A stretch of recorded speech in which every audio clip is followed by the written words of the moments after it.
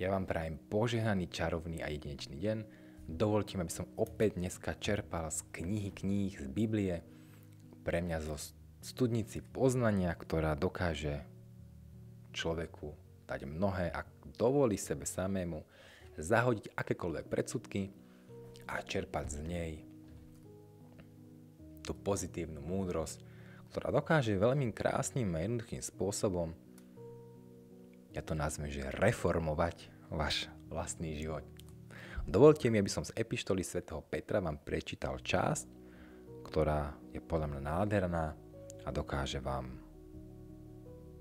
aspoň možno na nejaký okamih, keď si to iba prečítate, niečím pozitívnym prispieť do vášho života a keď to dokážete aplikovať, tak vám to dokáže aj ten život meniť. Takže poďme na to. Kresťanské cnosti. A konečne buďte všetci rovnako smýšľajúci, súcitní, milujúci, bratstvo, lútostiví, dobromyslní a pokorní. Nádhera. Jednoducho nádhera. Neodplácajúci zlého za zlé alebo nadávky za nadávku, ale naopak žehnajte vediac, že ste na to povolaní, aby ste zdedili požehnanie.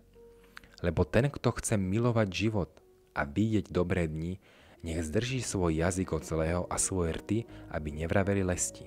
A nech sa odkloní od zlého a činí dobré, nech hľadá pokoj a stíha ho.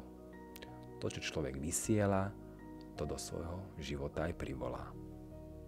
Lebo oči Pánove hľadia na spravodlivých a jeho uši pozorujú na ich prosbu, ale prísna tvár Pánova tých, ktorí robia zlé. A ktože vám urobí zlé, keď budete horlivými následovníkmi dobrého? Pretože keď človek seje dobré, dobré bude aj žať. Ale keby ste aj trpeli pre spravodlivých a pre spravodlivosť, blahoslavení ste a ich bázne sa nebojte, ani sa neznepokojujte. Nádhera. I keď človek začne mnohokrát veľmi veľa žiariť a to svetlo sa snaží roznášať okolo seba, tak tá druhá strana má veľakrát záľud na toho človeka, pretože sa tu niečo deje, čo není pre neho s jeho poriadkom.